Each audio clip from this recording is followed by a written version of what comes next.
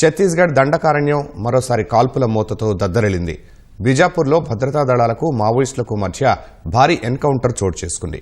ఈ ఘటనలో 31 మంది మావోయిస్టులు మృతి చెందగా 2 భద్రతా సిబ్బంది ప్రాణాలు కోల్పోయారు. మరో 2 సిబ్బంది గాయపడినట్లు అధికారులు వెల్లడించారు. మరణించిన వారిలో ఒకరు ఛత్తీస్గఢ్ పోలీసు జిల్లా రిజర్వ్ గార్డుకు చెందిన సిబ్బంది కాగా మరొకరు స్పెషల్ టాస్క్ ఫోర్స్ కు చెందిన వారిగా గుర్తించినట్లు అధికారులు తెలిపారు.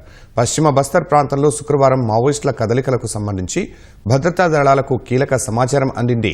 దీంతో బిజాపూర్ నేషనల్ పార్క్లో సంయుక్తంగా కూంబింగ్ ఆపరేషన్ చేపట్టిన డీఆర్జీ, ఎస్టీఎఫ్ దళాలకు మావోయిస్టులు తారసపడ్డారు. బలగాలను చూసిన మావోయిస్టులు కాల్పులకు తెగబడ్డారు. వెంటనే అప్రమత్తమైన సిబ్బంది ఎదురుకాల్పులు జరిపి మావోయిస్టులను హతమార్చినట్లు అధికారులు తెలిపారు. ఛత్తీస్గఢ్ చరిత్రలోనే ఇది 2వ భారీ ఎన్కౌంటర్ని పేర్కొన్నారు. గతంలో జరిగిన ఎదురుకాల్పుల్లో 41 మంది మావోయిస్టులు మృతి చెందారు.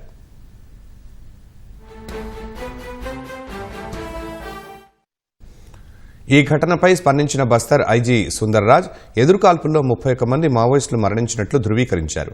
గాయపడిన 2 జవాన్లకు ప్రాణాపాయం ముప్పు తప్పిందని, ప్రస్తుతం మెరుగైన వైద్యం కోసం విమానంలో తరలించినట్లు చెప్పారు.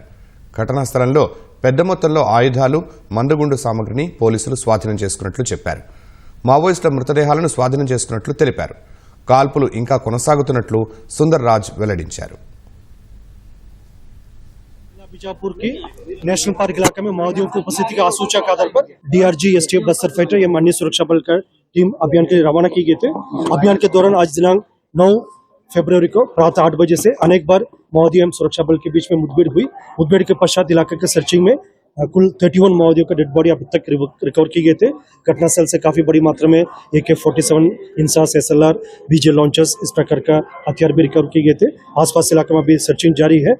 उस मुठभेड़ में हमारा 2 जवान घायल हुआ और 2 हमारा जो DRG एवं STF का जवान।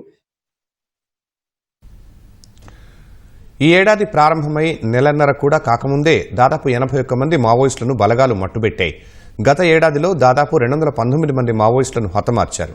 2026 నాటికి మావోయిస్టులను కేంద్ర ప్రభుత్వం తుడిచిపెడుతుందని కేంద్ర హోంమంత్రి అమిత్ షా పేర్కొన్న నేపథ్యంలో బలగాలు చర్యలను వేగవంతం చేశాయి.